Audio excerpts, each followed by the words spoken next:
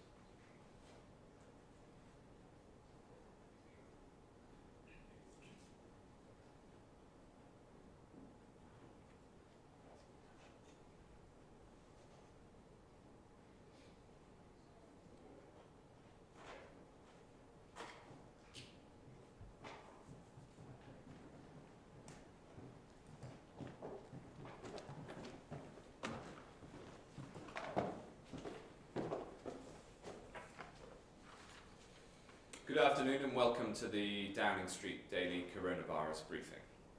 I'm joined by the Chief Medical Officer, Professor Chris Whitty, and the Deputy Chief Scientific Advisor, Angela McLean.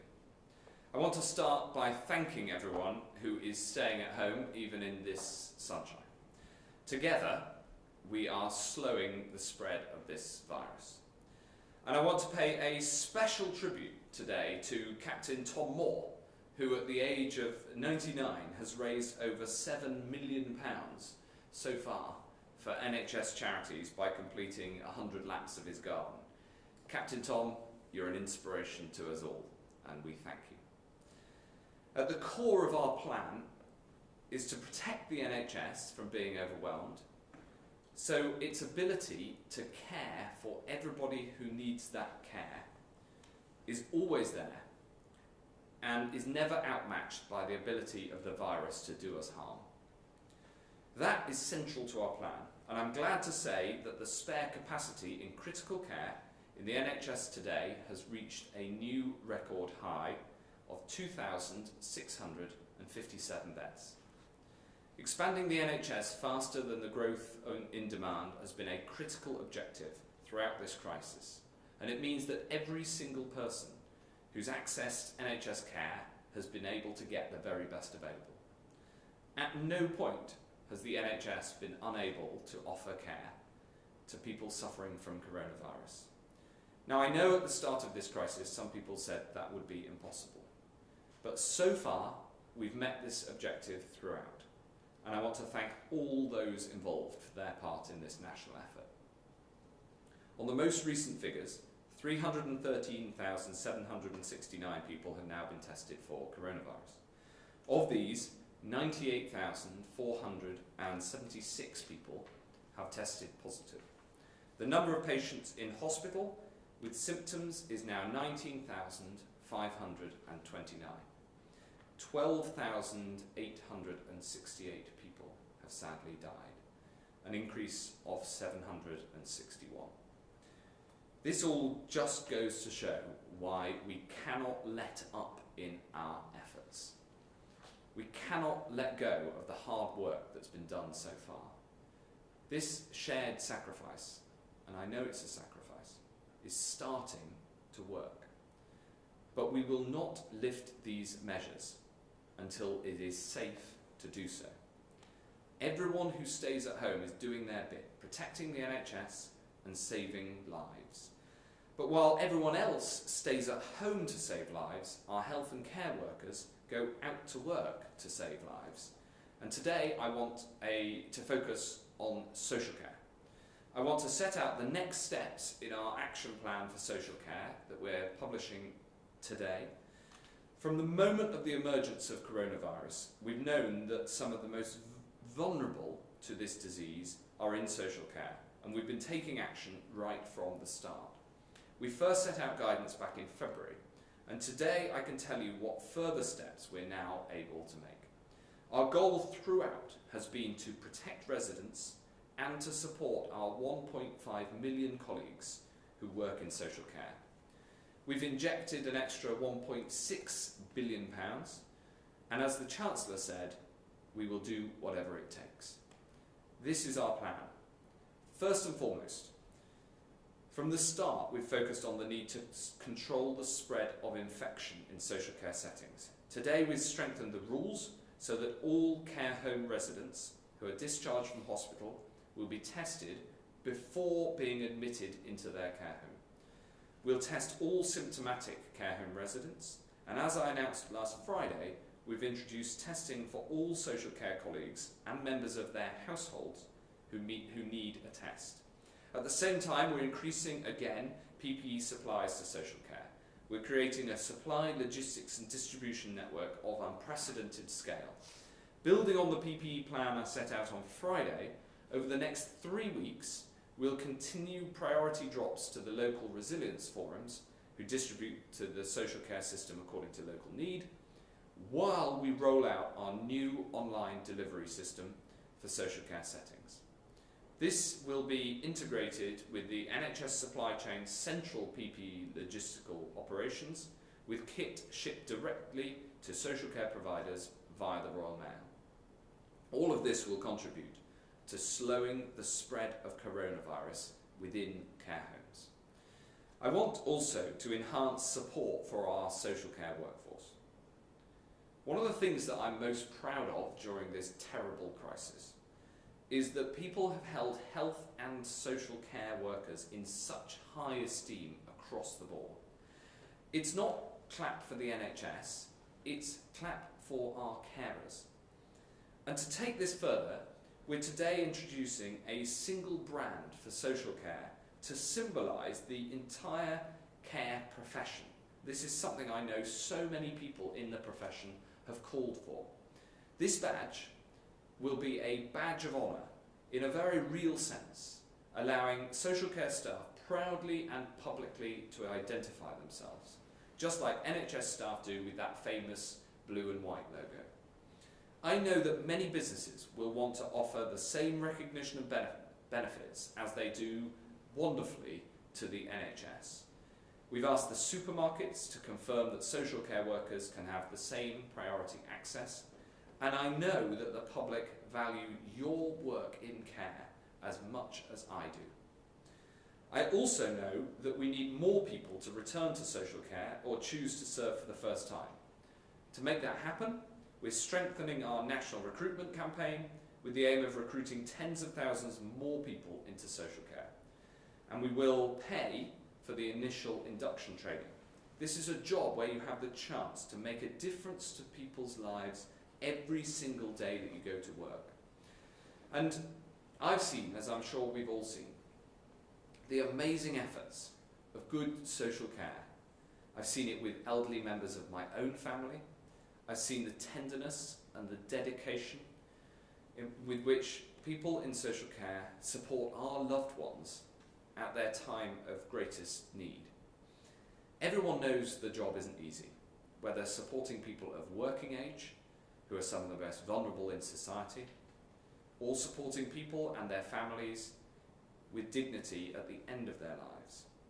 But I know what a fulfilling profession it is, and I know that many will answer our call. There's one other thing and one other change I want to make, which is giving people the right to say goodbye. One of the important things that care homes do is support people at the end of their life. Sadly, even in normal times, each month about 10,000 people die in care homes. And our social care colleagues work incredibly hard to ensure support for people and dignity to people at the end of their lives. Wanting to be with someone you love at the end of their life is one of the deepest human instincts, and it's a moment that will be with you forever. Done right, it can help those left behind to cope, and it brings comfort to those who are dying. Coronavirus, of course, has made this much more difficult, and I've been really moved and upset by some of the heartbreaking stories of people dying without a loved one nearby. As a father of a 13-year-old myself, the reports of Ishmael dying aged 13 without a parent at his bedside made me weep. And the sight of his coffin being lowered into a grave without a member of his family present was too awful. So I'm pleased to say that working with Public Health England, the care sector and many others, we're introducing new procedures so we can limit the risk of infection while wherever possible giving people's closest loved ones the chance to say goodbye.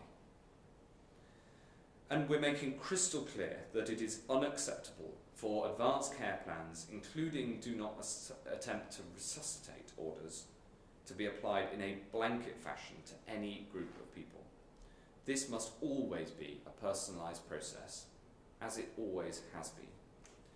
I want to end by addressing carers directly. As much as the doctors, the nurses, the paramedics, you are on the front line in this battle. I want to thank you for your courage and your commitment, for doing paid or unpaid, formal or informal. The work that you do, difficult, demanding, vitally necessary, and you do it with such love and care and attention. Taking on the extra shifts that might be needed to fill the gaps left by self-isolating colleagues, juggling your own caring responsibilities very often, providing dignity and comfort to people in some of the most difficult circumstances. We as a nation stand with you.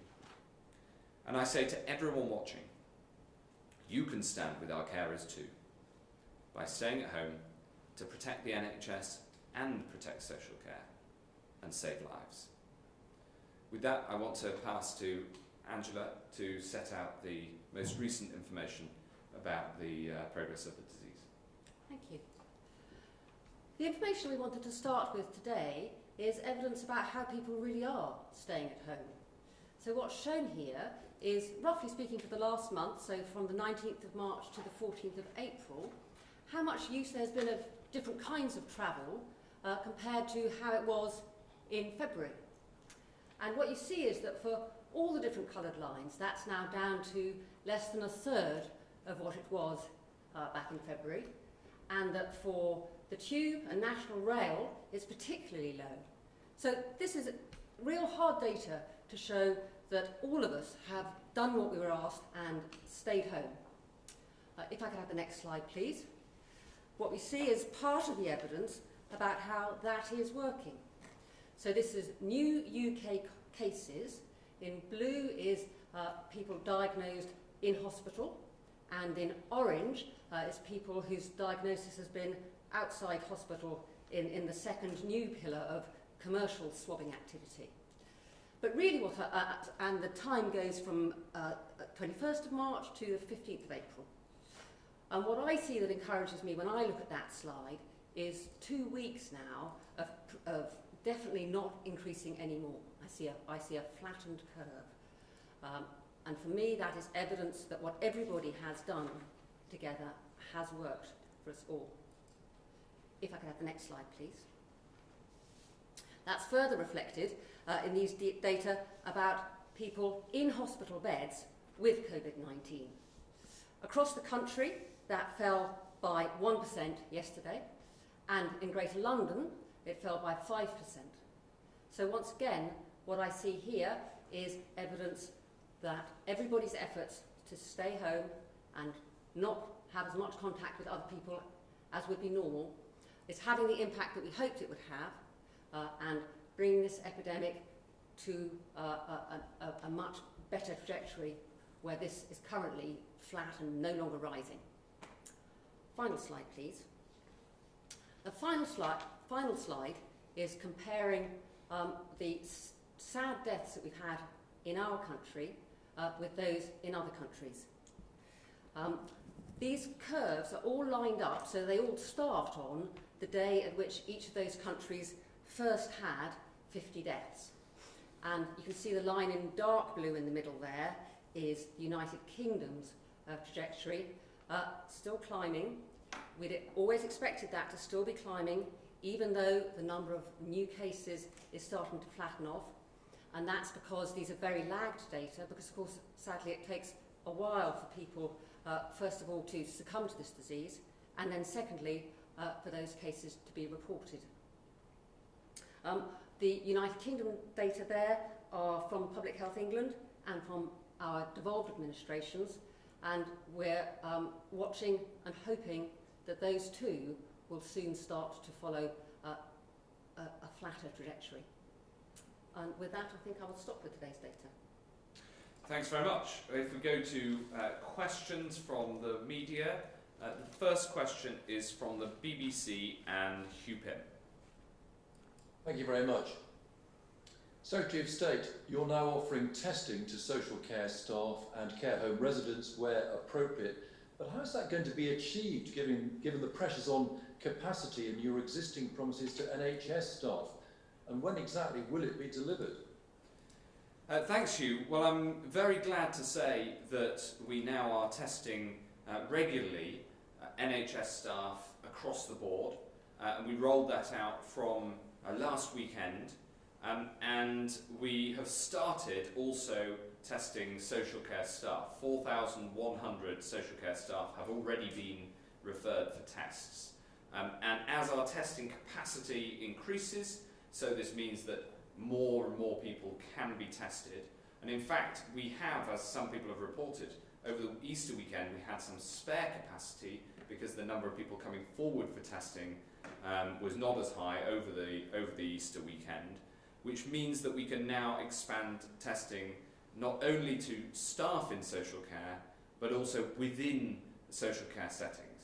The previous rule had been that once 5 people in a social care setting had tested positive, then others with symptoms were deemed to have coronavirus because it was highly likely to be coronavirus. We will now ensure that everybody who has symptoms gets tested, and the critical other change is that those leaving hospital will now be tested, and they will be put into isolation until those test results come through, and if the test results come through positive, then they'll be held in isolation to make sure that they protect those currently in the care home. So this is a positive step, all about strengthening the tools that we have to reduce the spread of coronavirus within care settings and to support the care sector staff that I've spoken about that are doing so much to look after some of the most vulnerable. Can I come back quickly? Of course. Given you're making quite slow progress to your 100,000 a day target by the end of this month, how are you actually going to cover this large number of social care staff and NHS staff and hospital patients? How is it going to be achieved? Well, as I say, Hugh, we're building capacity of testing all the time, and the reason that the figures on the number of tests done have been flat over the last couple of days has been because of not enough demand rather than not enough capacity, and that gives us the space to be able to increase the number of people eligible for testing. So now we have testing available right across the NHS and social care for all those who need it. And I'm very pleased we've been able to expand capacity so that that can happen. And as we build capacity further over this month and then beyond to that 100,000 a day target by the end of this month, we'll expand further those who are eligible for tests, all as part of the plan to get a hold of this virus and to make sure that we support the key public services that we need at this moment. Thanks very much. Robert Peston from ITV. Afternoon to all of you. A couple of very quick questions, I think, for all of you. The data seems to indicate that we are either at or past the peak of this phase of the epidemic. Now, in countries where that is so, Spain, Germany, Italy, Austria, Denmark, they are already talking about how and when they will ease the lockdown. What is it about the British people that means you can't trust them, you feel, to continue to isolate? If you just talk a bit about what the process of easing these restrictions will be. And secondly, those who work in social care homes and settings have been saying for weeks that they are not getting enough help and guidance from you about how to isolate those who are showing COVID-19 symptoms. They're deeply worried about infections of other vulnerable people in those homes. Is there more you can do to extract those people with these symptoms and put them in safer settings? Well, part of the plan that we've set out on that second question is precisely about more isolation, and maybe Chris can say a bit more about this, and I know that Chris will want to comment on the point about the peak, because you're right that the clear message is that it is too early to make changes, and therefore the message to the public watching is that everybody can play their part by staying at home, which protects the NHS and saves lives. And that message is very clear, very straightforward, and of course I understand there's a broad discussion about what next, but we're very, very clear about the thing that people need to do now. Chris?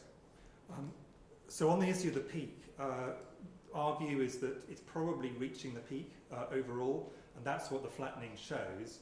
I think it's important, and I'm saying this because new data will come out presumably tomorrow. My expectation would be that the number of deaths may well go up because there has been after every weekend we see a dip over the weekend and for the 2 days afterwards, and then an increase as we catch up with the numbers. And after a long four-day weekend, there may well be a bounce up tomorrow. So I think it's very important we don't get to the point where we say, look at the numbers of deaths, that means we've passed the peak. But we do all think that this is flattened out. Sadly, we do think that high numbers of deaths will continue for certainly a short while on from where we are at the moment. I think there's an additional reason that we are so I think at the moment we are not yet at the point where we can say confidently and safely this is now past the peak and we can start thinking very much about the next phases. I think the additional technical point I'd make, and there are others I can make as well, is that at this point in time we do not know where the force of transmission is, between about 0.5 and about 1. It's in that range. The more we have an understanding of where that is, which will happen as we go over the next 10 days or so, the more easy it is for us to judge exactly how we can go through to the next phase in a way that's properly evidence-based. So there are technical reasons as well as peaking reasons for being cautious at this point.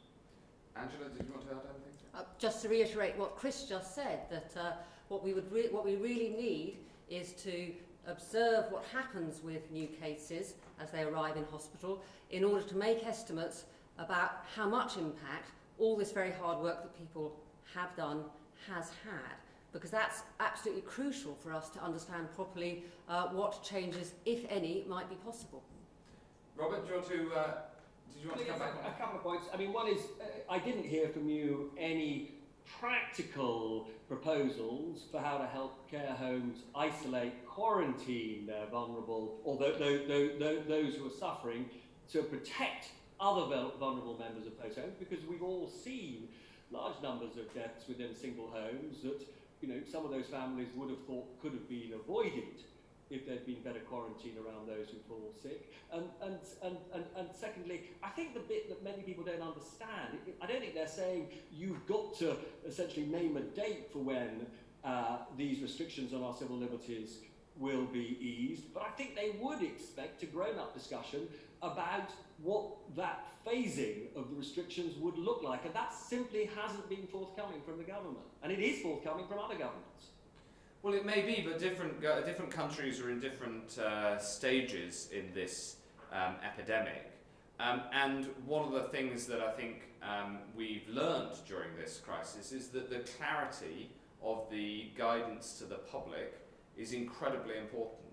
And hence, we repeat it. It's increasingly understood and strongly supported. So that is... That's good. On the other point on CAMS, of course, there's detailed guidance and there's further guidance in the action plan that we're publishing today. Of course, amongst the 25,000 different care settings, approximately 3/5 of which are care and nursing homes, there are very different circumstances in terms of how isolation is best done.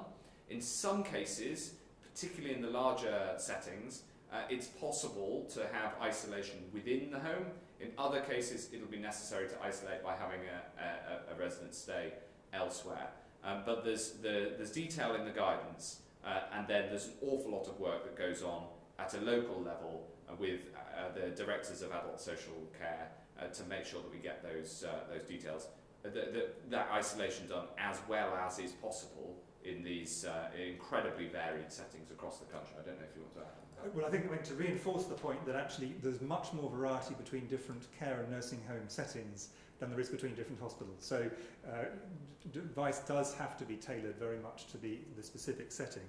And on your wider point, what we have tried to do is lay out very clearly some of the trade-offs that will have to be made just on the health side between different, for example, forms of mortality, the direct ones from COVID, the impact immediately on the NHS emergency services, the longer term, medium to longer term impact of having to reorient the NHS towards COVID over the medium term, and the long term impact of socioeconomic factors on health. And these do not always end up with exactly the same answer. And what we're going to have to do in bringing together the right solution is to try and make sure based on information that we will get more of over the next while, including a better understanding of the R, probably some serology data to understand what proportion of the population has had this. That's an additional bit of information that will really help us, in a sense, to balance these different, very important impacts on health over the next phase. Thanks very much. Thanks, Robert. Alex Thompson at Channel 4. Good afternoon, everybody. And responsible, all three of you would be good if you can. I'm sure you'll all accept what is obvious. You've all been late, very late, in dealing with the crucial issues of care home staff and care home residents. Was that because, frankly, you wanted to prioritise the lives of younger people in hospitals at the NHS sharp end? And have people simply died in British care homes unnecessarily? No, Alex, neither of those things is the case, and very obviously not. The truth is that, as I said in my opening comments, that we first put out guidance to social care in February, and we've repeatedly updated that guidance according to the circumstances, according to the progress of the disease, the increasing prevalence of the disease in the community, and in terms of the support that's been available. And what we've been able to do today is update that guidance and improve some of the policies to make sure to respond to the conditions that prevail today. So that's why we've put out the action plan now. It builds on the work that we've been doing, as I said, since the very first moment that we understood coronavirus. One of the first things we understood about this disease is that it has a disproportionate impact on older people in our very first conversations about it. And therefore it was clear that especially for care settings supporting older people, and it's also true for care settings that support people of working age, we were going to have a particular focus, and we've had that focus throughout.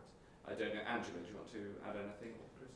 I suppose what I would like to add is, looking forward, what are the really burning questions? Obviously the questions we talked about already today, about what to do inside care homes, and I guess also there's a huge question which we haven't focused on quite so much, which is how to protect the care homes that don't yet have cases, and try everything we can to keep it that way. Thanks very much. Nick Martin from Sky. Very good afternoon. A question to all of you, I suppose, but to the Secretary of State first. Secretary of State, it was Sunday rather, when I broached the subject of tests in care homes with you following a report the night before, and I have spent several days now in care homes, and I can tell that there is now some optimism with some of what you've said about tests. But there are a few issues that I've been hearing time and time again, and I've spent another sobering day in a nursing home today, and one of the issues which has been cropping up is there seems to be, nurses are telling me, not just in this home but in other homes, that they're getting some pushback when it comes to trying to send elderly residents into hospital for treatment. And at the other end of the scale, there seems to be, and we have evidence to show this, that there seems to be an eagerness to discharge elderly from hospitals. One care home was told it was policy to clear beds. It looks like the elderly are being cleared out of hospitals. Is that policy? Well, firstly, I pay tribute to the work that you've done, Nick, and I think that your reports have been excellent. I think that it's helped to shine a light on an area that often doesn't get as much attention certainly as the NHS, and so I'm grateful to you for that. I'm glad that you report from optimism from some of the steps that we've been able to take today as testing capacity goes up, for instance, to focus those extra tests on care homes and care settings. That's positive. I'll ask the Chief Medical Officer to respond on one of the points that you make. The point I would make is that the decision to admit somebody into hospital must be a clinical decision based on individual circumstances, not a blanket rule. And on the discharge, of course, the best home for people, the best place for people who clinically are able to be discharged is to get them home. So of course there's a policy that when people are clinically ready for discharge, that they should be discharged. I mean, that's the nature of hospitals. That's true all of the time. But it's got to be made on that individual clinical diagnosis of what's best for that individual patient. No, just to reiterate what the Secretary of State said, I mean, working in hospitals, what you're aware of is that hospitals are very good for certain things, and people need to come into hospital for medical or nursing care under specific circumstances. But once that need is no longer there, people should absolutely be aiming to be discharged to the right place for them to stay. Staying in hospital is neither, for most people, a particularly pleasant experience, and it is also an area where you are actually more likely to catch infections and other issues than you are in any other setting. And it is sensible for older and indeed all patients to keep hospital stays as short as is medically or from a nursing point of view sensible.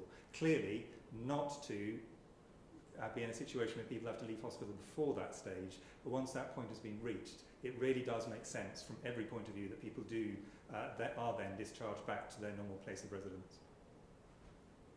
Is that, are you happy, or is it another question? Yes, I do have a follow-up. Yeah. With regards to tests, Yeah. can you just be specific, Secretary of State, about numbers?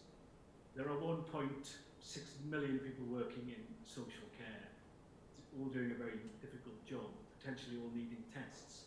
How many tests have you put aside for social care?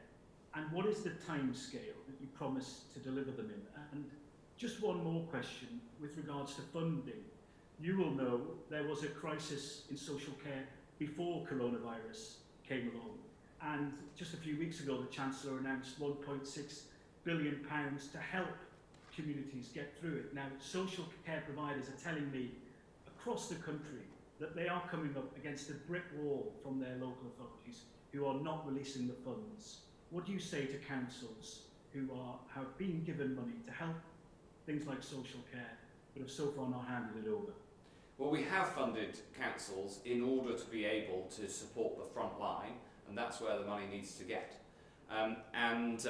It's something that we watch very closely, and I work with the Community Secretary on making sure that that happens.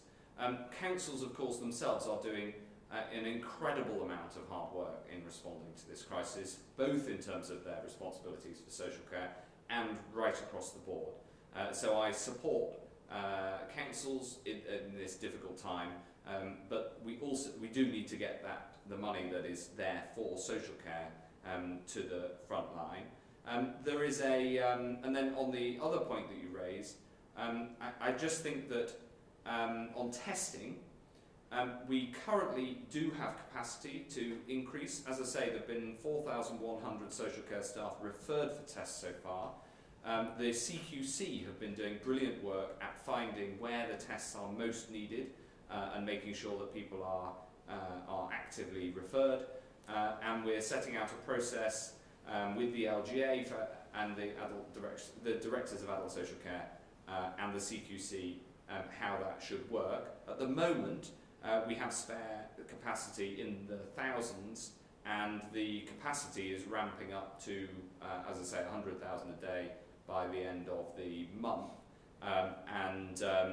the vast majority of that increase will be for the NHS and social care as a whole, as the testing capacity ramps up. Martin Baggett from the Daily Mirror. Good afternoon.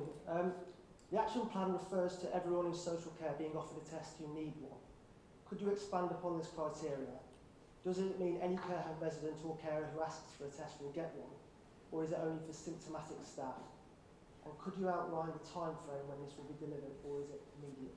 It's immediately. The policy change comes in today with the publication of the document. For residents, for staff, the process of getting staff their tests in social care started when we changed that policy on Friday. As I say, there's over 4,000 who've already been referred to a test.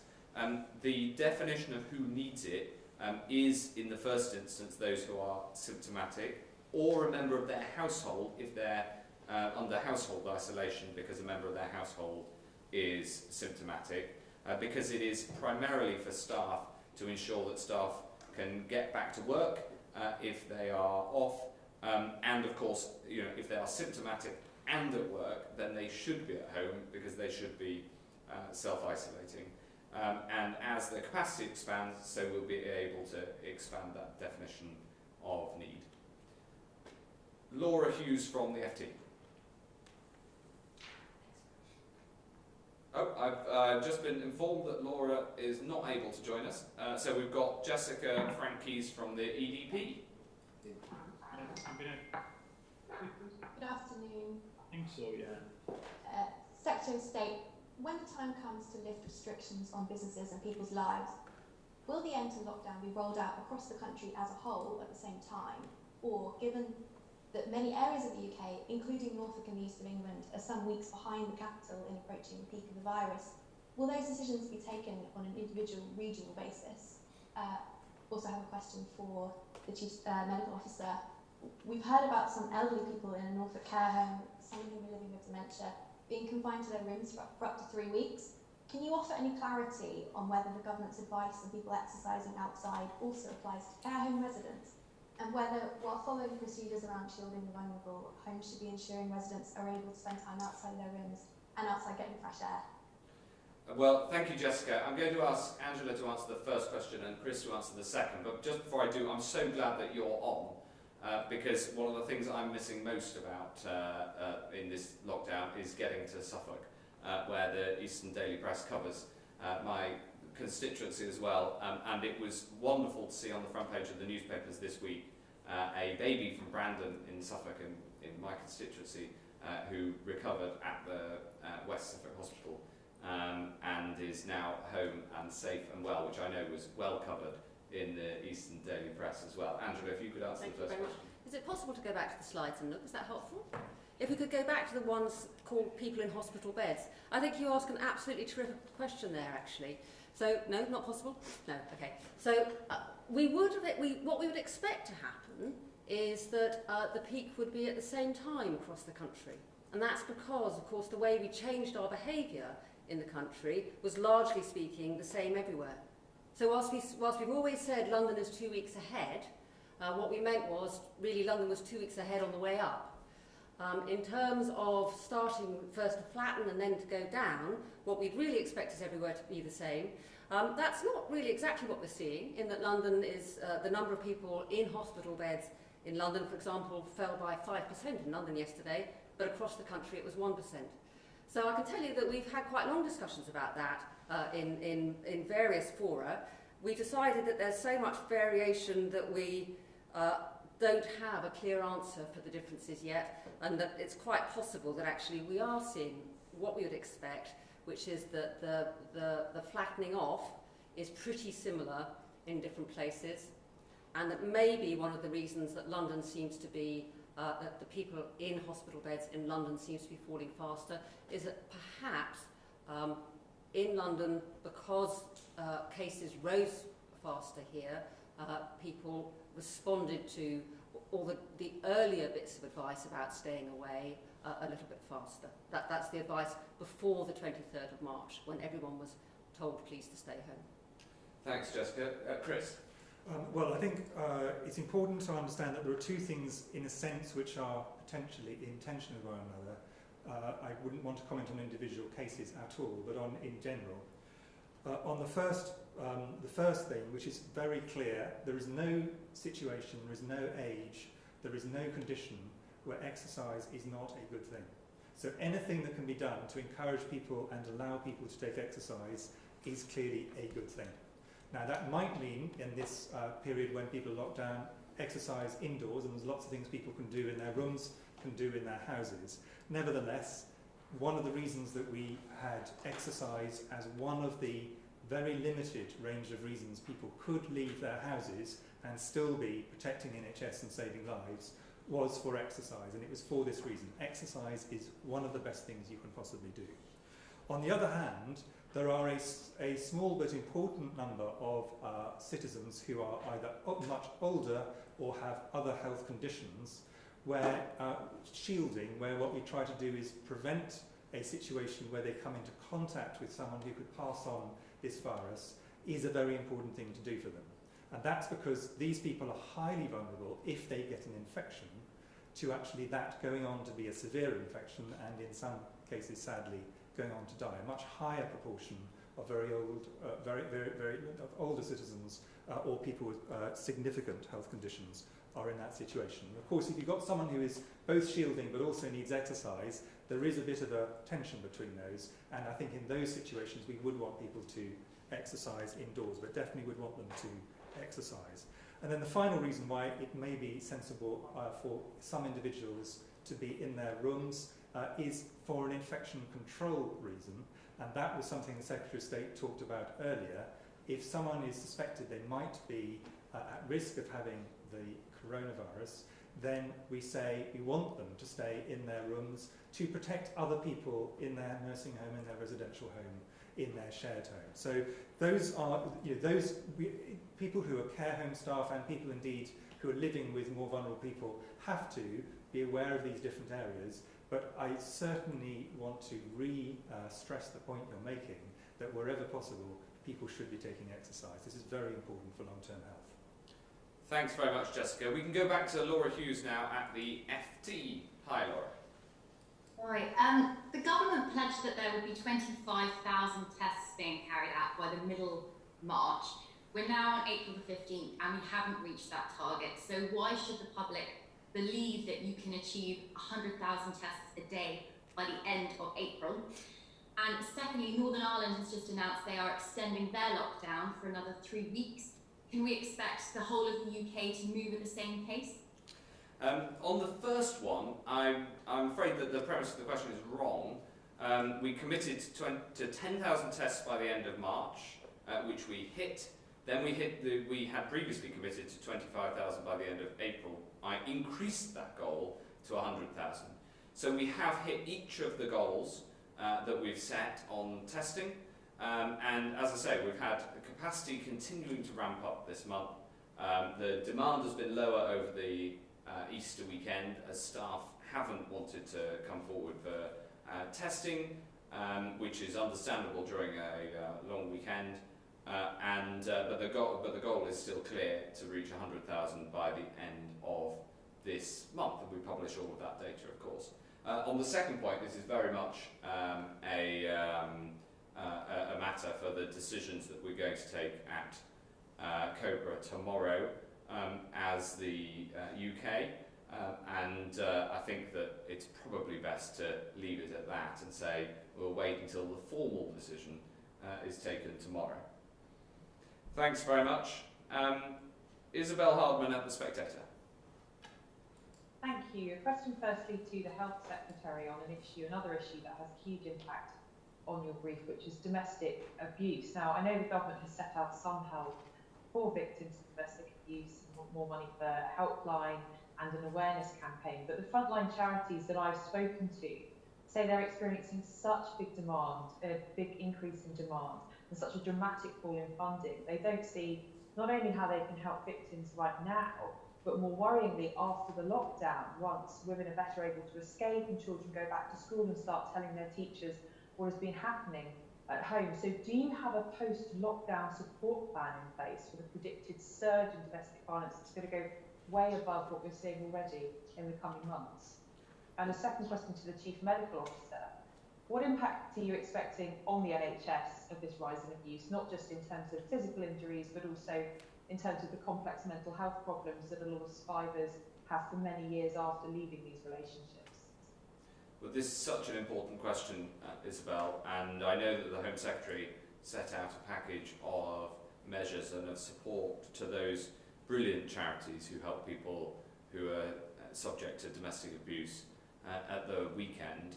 And of course we're open to expanding that, and in particular looking at this point that you raise about what happens afterwards and making sure that if there is an increase in revealed cases that are currently hidden because the lockdown is ongoing, that we make sure that we give the right level of support to all those who come forward.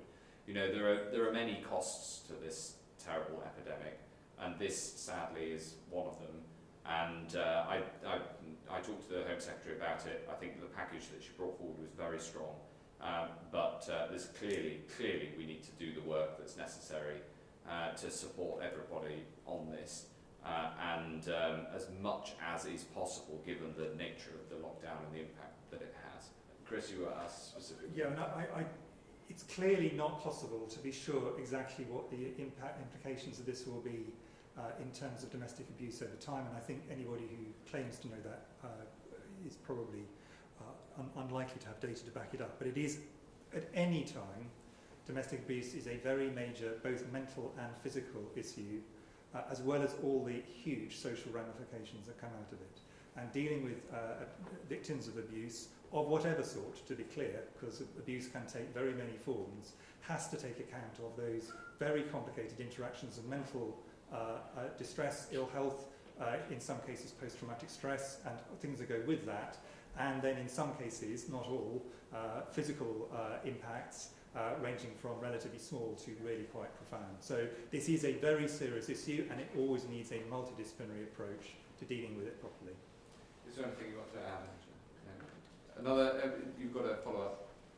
Yes, I just wondered if you could explain how the package that the Home Secretary has set out is strong, when there was nothing for accommodation for victims who are fleeing. Obviously, you'd rather that they were able to stay in their homes and the perpetrators were supposed to move out, but that isn't always possible, particularly given they need to get away to somewhere where the perpetrator doesn't know where they are. And given that before this lockdown, refugees were having to turn away around 90 women and the same number of children on an average night, there's clearly a need for a huge package of funding over the next few months, which there's been no mention of at all so far.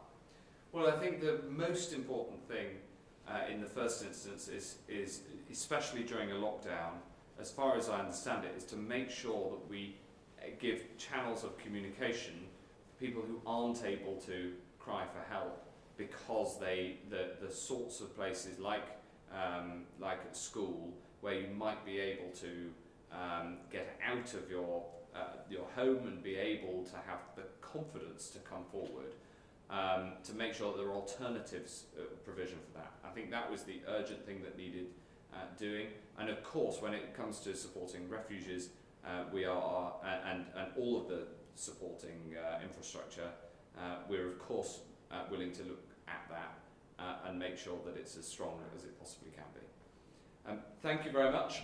That concludes today's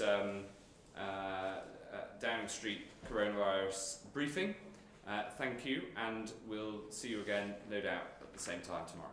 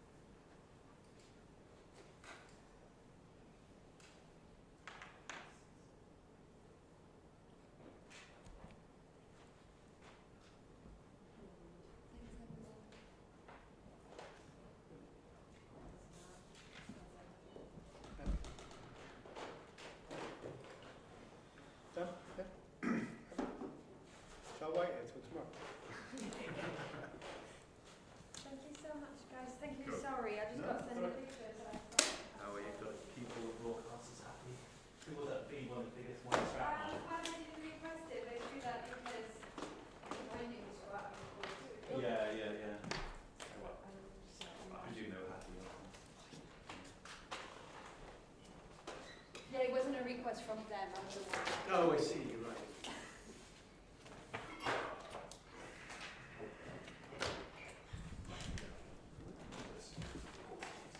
Wow. Oh. Yeah.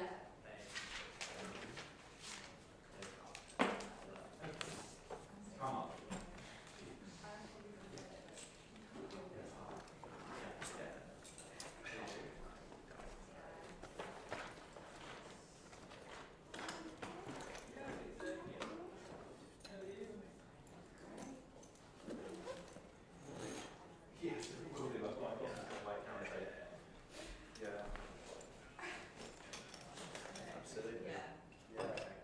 No, totally. It was lucky you were here. But I would never have worked that one out. Yeah, okay, great. I'll do just that. I've got some white camera tape. I'll mark it up. So ITN do not remove. Will do. No worries. Will do. Cheers. Thanks for your help, Paul.